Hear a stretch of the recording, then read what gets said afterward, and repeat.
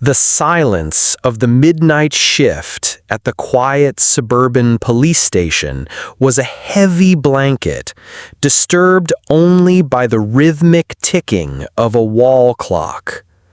Officer Miller stared at the paperwork piled on his desk, his eyes heavy. Suddenly, a frantic scratching sound from the glass entrance doors shattered the calm.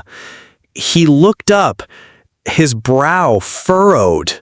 There, under the cold blue light of the station's sign, stood a dog. But this was no ordinary stray. She was a golden-brown shepherd mix, her fur matted with mud and grime, her body trembling not from the cold, but from a palpable, urgent fear. Her ribs showed faintly beneath her wet coat, a testament to hardship. But it was what she carried in her mouth that made Officer Miller stand up slowly, his heart beginning to pound a different rhythm. It was a tattered, dirty cloth bag, held with a desperate gentleness. She dropped the bag onto the welcome mat, let out a single sharp bark that echoed with pleading, and then looked directly at Miller. Her eyes, they were what truly seized him. They were filled with an intelligence and a terror so profound it felt almost human.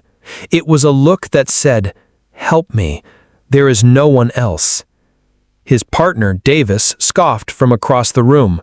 "Just a hungry stray, Miller. It probably smells the donuts."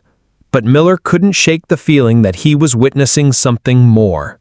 He walked to the door and cautiously opened it. The dog didn't run. She stood her ground, nudging the filthy bag with her nose towards his feet. Miller knelt. The bag was nearly empty, holding nothing but damp leaves and the faint, metallic scent of stagnant water.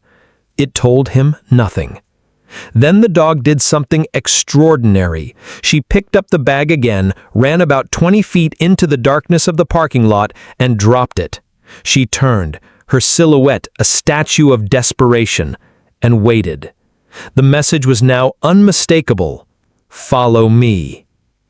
"I'm going to see what she wants," Miller said, grabbing his heavy-duty flashlight. "You're crazy!" Davis called after him, but Miller was already moving.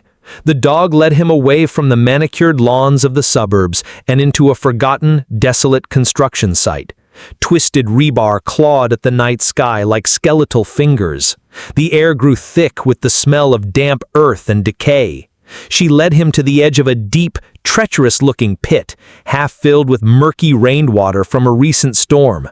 She dropped the bag one last time, right beside several other identical, torn pieces of cloth. She began to whimper, a heartbreaking sound of utter despair, nudging the scraps of fabric. And that's when Miller understood.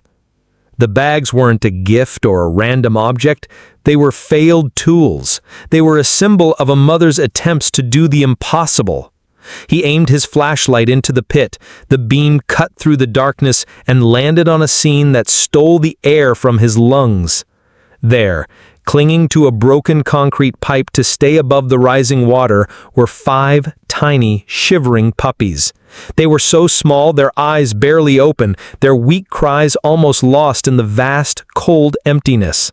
They were slipping. They wouldn't last another hour.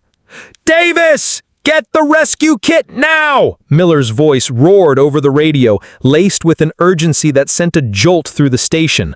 Without a second thought, Officer Miller, his uniform now stained with mud and his face etched with grim determination, began the careful descent. The mother dog watched from above, her body vibrating with a fragile, desperate hope. One by one, Miller reached the puppies, his large, gentle hands a stark contrast to their tiny, fragile bodies. He placed each one into a rescue sling, which Davis carefully pulled up.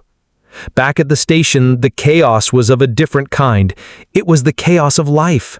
Wrapped in warm station blankets, the puppies huddled together, a tiny pile of restored faith.